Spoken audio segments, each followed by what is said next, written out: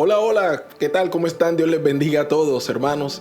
Sean todos bienvenidos a este precioso espacio de edificación que ha dispuesto nuestra Iglesia Comunidad Cristiana de Cartagena, la Escuela Bíblica. Un espacio donde estamos todos nosotros invitados a crecer en cuanto al conocimiento de nuestro Señor Jesucristo, de la palabra, de los aspectos teológicos, doctrinales que encierran y enmarcan nuestra fe en el Señor Jesús.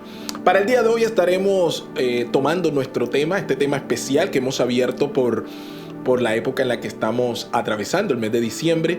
Hemos dispuesto, junto con todo el equipo de la Escuela Bíblica, un espacio especial. Hemos suspendido un momento nuestro estudio panorámico, libro a libro de las Escrituras, y hoy nosotros vamos a continuar lo que el viernes anterior inició nuestra hermana Mayra, y directora también de la Escuela Bíblica, que es dar cuatro razones por las cuales tú y yo debemos nosotros saber por qué Jesús vino a este mundo.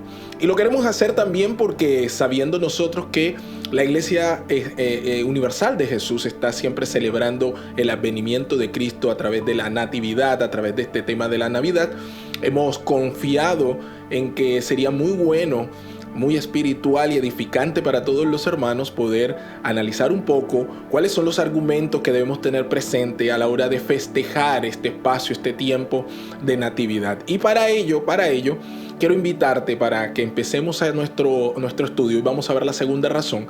Quiero invitarte a que podamos orar. Padre que estás en los cielos, amado Rey, te doy infinitas gracias por tu amor, por tu misericordia. Gracias también porque tú pones en nosotros el querer como el hacer por tu buena voluntad, de poder reunirnos viernes tras viernes de esta manera, Señor, fiel, en la que muchos hermanos son edificados, donde tú nos permites también, Señor, seguir ahondando en las verdades escriturales que trascienden a nuestra fe y que nos permiten, Señor, poder dar fundamento en nuestra práctica diaria. Te alabo, Señor, te doy gracias por este espacio, gracias por cada uno de los maestros que tú has dispuesto. Te pedimos, Señor, que tú me acompañes en esta corta exposición, pero que sea también de edificación para todos los que van a estar observando posteriormente este video. En el nombre que es por sobre todo nombre de Cristo Jesús, hemos orado dándote gracias. Amén y amén. En el viernes pasado, en nuestra entrega anterior, nuestra hermana Mayra estuvo compartiéndonos la primera razón por la que nosotros debemos entender ¿por qué Jesús vino a este mundo? Son muchas razones, pero nosotros hemos decidido concentrarnos en 4. Y la primera de ellas tenía que ver con que Jesús vino para ser el último sacrificio. Y esto no es un tema menor, amados, porque si nosotros entendemos que Jesús fue la paga de nuestro pecado y que Él vendría siendo el último de los grandes sacrificios que se estuvo preparando en el Antiguo Testamento, si entendemos que todos los sacrificios, las ceremonias, los ritos apuntaban a la venida de un Mesías, entenderemos también que cuando viene Jesús y se encarna en este mundo, todo este padecimiento, como dice la Escritura, que la creación misma gemía por ser redimida, va a llegar a su cúspide. Es el momento más trascendental de la historia de la humanidad, porque llega el verdadero Cordero que quita el pecado del mundo. Si recordamos los antiguos rituales en cuanto a los sacrificios de animales, de corderos, estos solamente cubrían el pecado por un breve periodo de tiempo. Así que una vez ese tiempo se cumplía, todo el pueblo quedaba nuevamente expuesto en rebelión, en falta de comunión con el Señor. Entonces Jesús vino para poder ofrecer una sola vez y para siempre ese sacrificio por sus escogidos, por sus amados. Muy bien, dicho esto, en el viernes de hoy vamos a compartir la segunda razón que tendremos nosotros para hablar de por qué Jesús vino y se hizo carne, por qué Jesús vino a este mundo, por qué celebramos el natalicio, la natividad de Jesús en nuestros corazones. Y la razón fundamental, o la segunda razón fundamental que queremos también destacar, es que Jesús vino para que se cumplieran las profecías.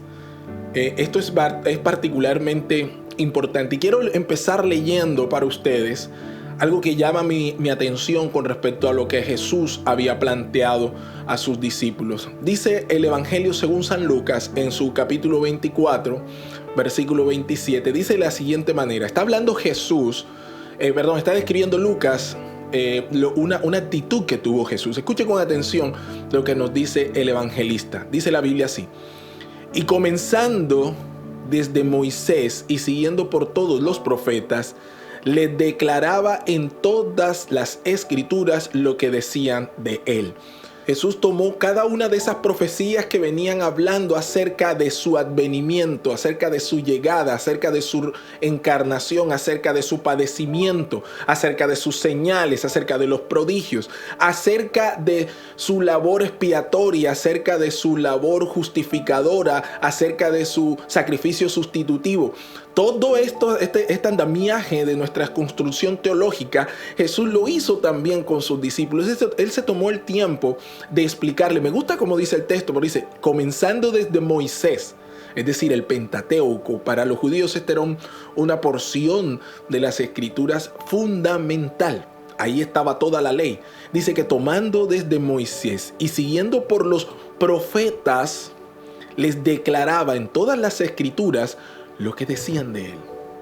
Y es un poco el espíritu que recogemos cuando hablamos de esta segunda razón por la cual usted y yo debemos tener presente por qué Jesús se encarnó.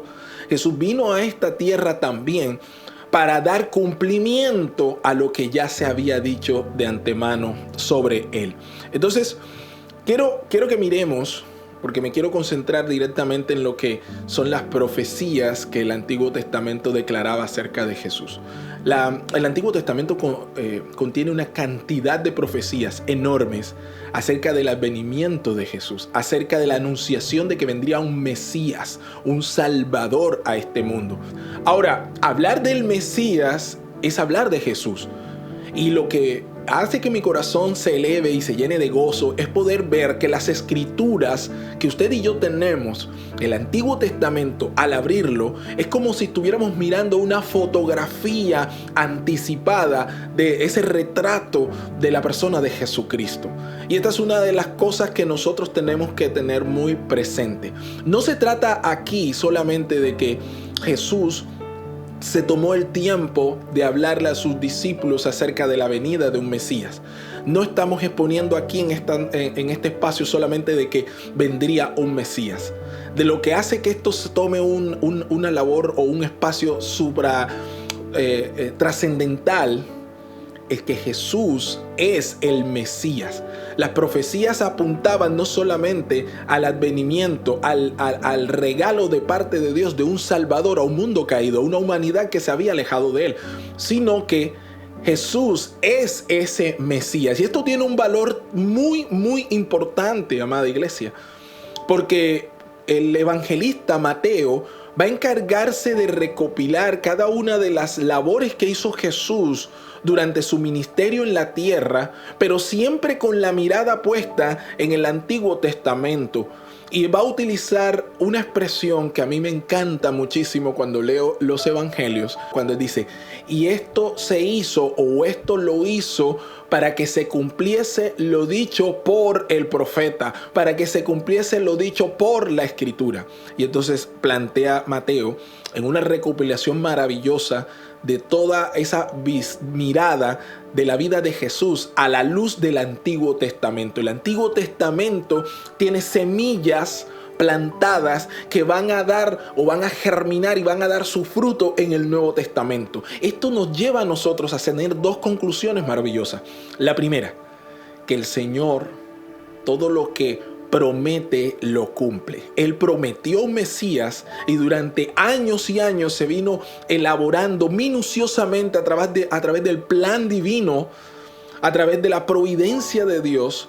Todo su pueblo fue llevado de modo tal que se pudieran dar las circunstancias para el advenimiento de Jesús. Y lo segundo que se desprende de esta verdad es que no solamente Dios promete y cumple, sino que Jesús no es una farsa, no es un fraude.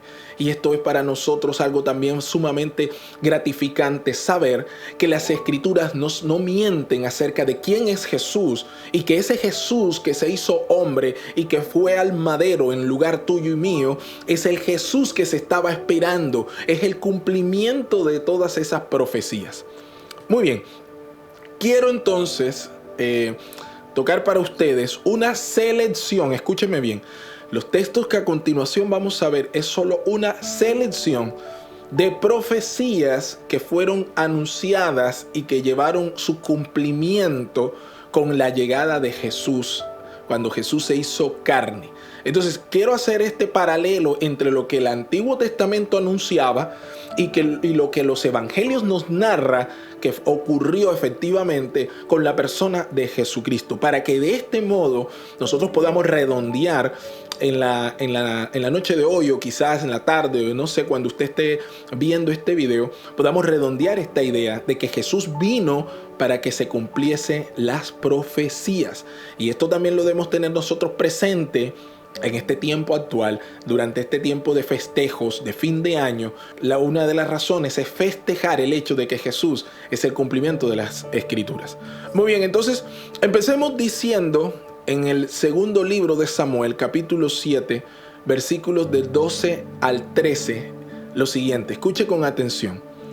Jesús sería el descendiente de David. Esta es de las primeras profecías que encontramos acá, y que Mateo resalta, y que los demás evangelios también. Dice: y cuando tus días sean cumplidos y duermas con tus padres, le está hablando el Señor a David, yo levantaré después de ti a uno de tu linaje, el cual procederá de tus entrañas, y afirmaré su reino. Él edificará casa a mi nombre, y yo afirmaré para siempre el trono de su reino. Míreme acá. El Señor había sido anunciado a David. David va a escribir, de hecho, una cantidad de salmos alusivos a esta verdad, que Dios le había dicho que su trono iba a ser afirmado, que su trono iba a ser por siempre. Ahora, evidentemente sabemos nosotros que David murió. Así que cuando el Señor le prometió a David que su trono sería para siempre, que su reinado sería inconmovible, no estaba hablando directamente de él. Y este texto que está en el segundo libro de Samuel nos lo aclara, nos lo ejemplifica, nos dice: de tu linaje saldrá, procederá de tus entrañas, uno que se sentará en tu trono y no tendrá fin. Ese del cual se hablaba en este texto de modo vedado al rey David es ese Jesús que años después vendría encarnado en forma de hombre y que ahora reina y está sentado a la diestra del Padre.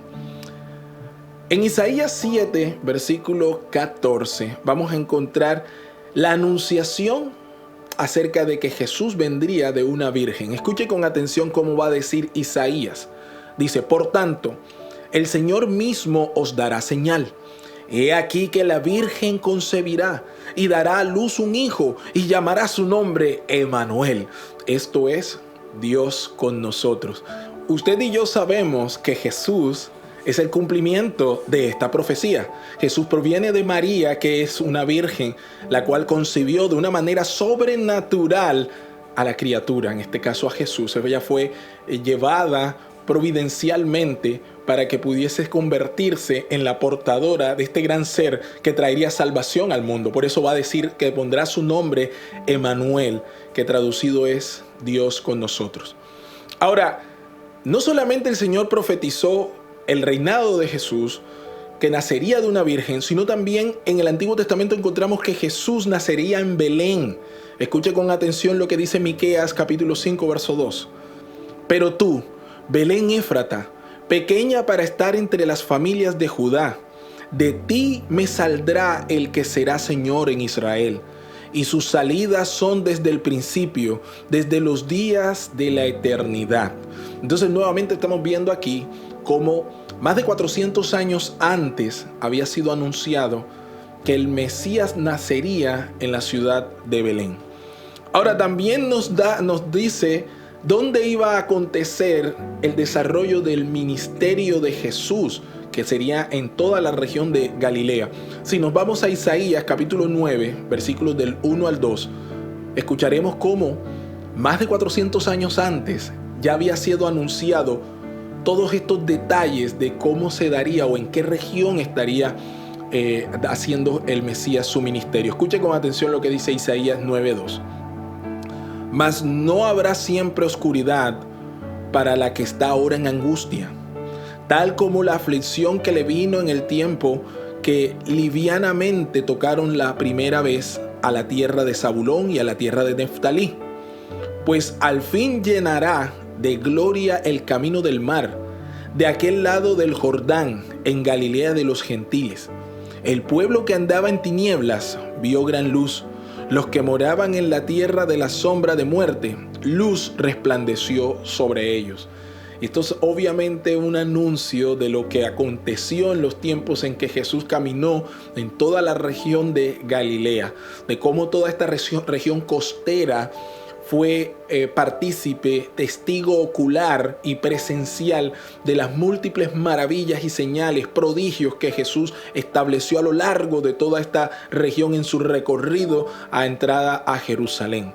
También vamos a observar, por ejemplo, en Isaías 40, versículos del 3 al 4, cómo el Señor también anuncia a Juan el Bautista, el que iba a preparar el camino del Señor. Miren lo que dice acerca de Juan el Bautista. Voz que clama en el desierto, preparad camino a Jehová, enderezad calzadas en la soledad a nuestro Dios. Todo valle sea alzado, y bájese todo monte y collado, y lo torcido se enderece, y lo áspero se allane, y se manifestará la gloria de Jehová, y toda carne juntamente la verá, porque la boca de Jehová ha hablado. ¡Qué maravilloso! Hasta en estas situaciones de terceros, el Señor también en su providencia no solamente preservó para que esto se cumpliera, sino que nos lo anuncia con muchos años de antelación para que cuando ocurra nosotros tengamos certeza de que es Dios quien está obrando, quien está haciendo su obra. También vamos a observar lo que dice en Isaías 53:3, donde la profecía dice que Jesús sería despreciado y sería rechazado. Nos dice que estamos viendo detalles muy puntuales que fueron hechos y se consumaron tras la llegada de Jesús. Jesús es el cumplimiento de todas estas profecías mesiánicas acerca de él. Isaías 53:3 dice: despreciado y desechado entre los hombres, varón de dolores, experimentado en quebranto, y como que escondimos de él el rostro, fue menospreciado y no lo estimamos. Jesús padeció, amados, por causa nuestra. Su dolor, su quebranto, su padecimiento y su muerte significa para nosotros hoy nuestra libertad gloriosa. Es un buen tiempo para recordar el advenimiento de Jesús, como también el que fue el sustituto y el que llevó nuestra paga. Otro de las profecías que nosotros encontramos, que es bastante diciente y que para nosotros también quizás debe ser un motivo de alegría y de gozo en cuanto a detalles del cumplimiento de Jesús, lo encontramos en Zacarías 9:9. Este detalle que incluso ha elevado la imaginación en los cánticos populares, villancicos y demás. Escuche con atención lo que dice Zacarías 9:9. Dice: alégrate mucho, hija de Sión, da voces de júbilo, hija de Jerusalén.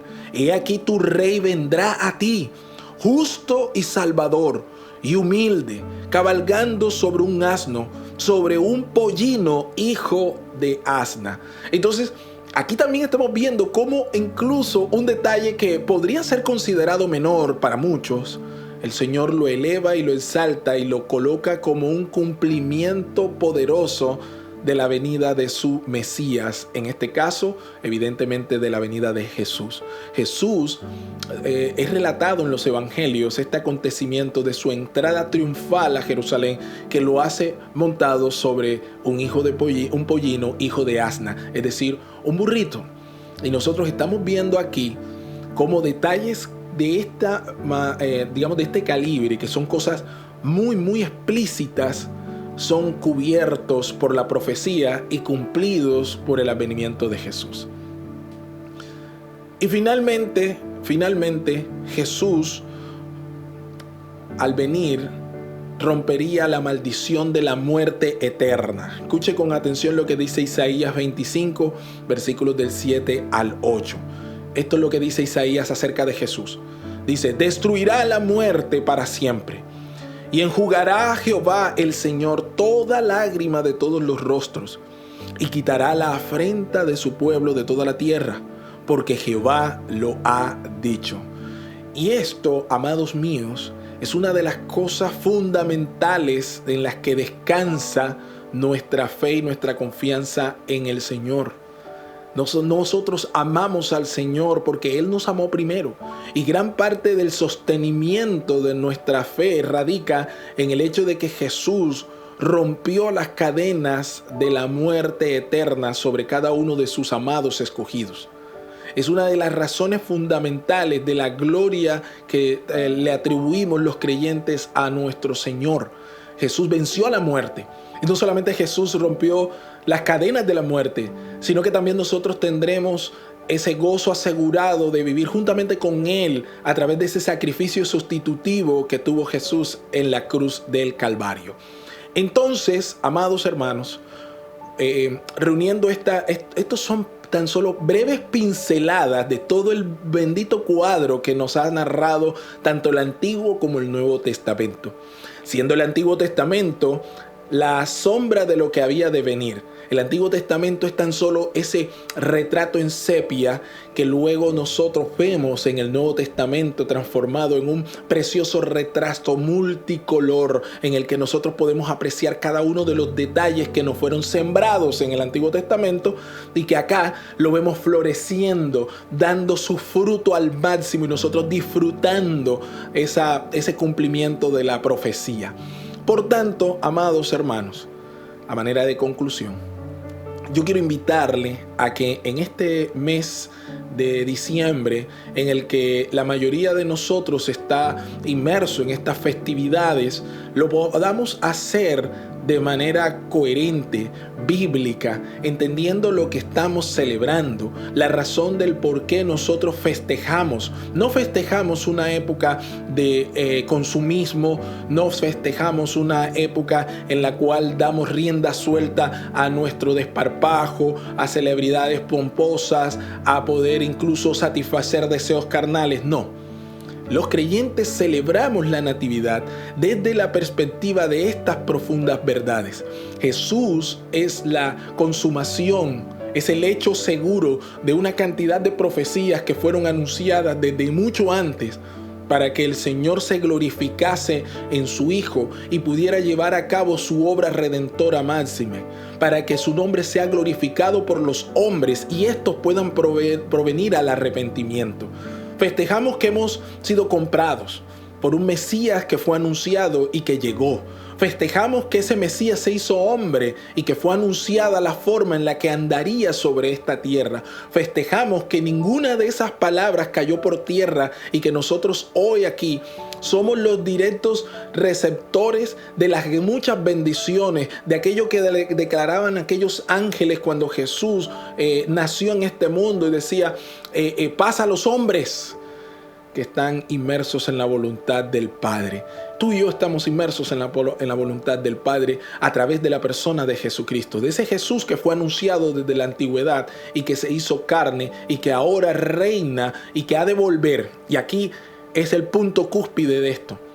Así como se cumplió la primera venida de Jesús, que fue anunciada con muchísima antelación y que este mundo le vio, de ese mismo modo también se cumplirá la segunda venida de Jesús, que también está anunciada y que las señales se están dando.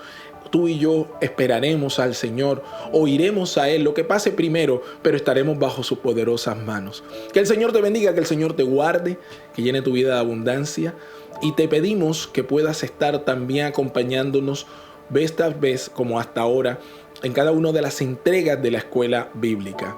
Te esperamos, amado hermano, también para que podamos participar juntos de nuestras festividades presenciales en nuestros servicios dominicales y que puedas unirte a las demás actividades que tiene nuestra iglesia Comunidad Cristiana de Cartagena.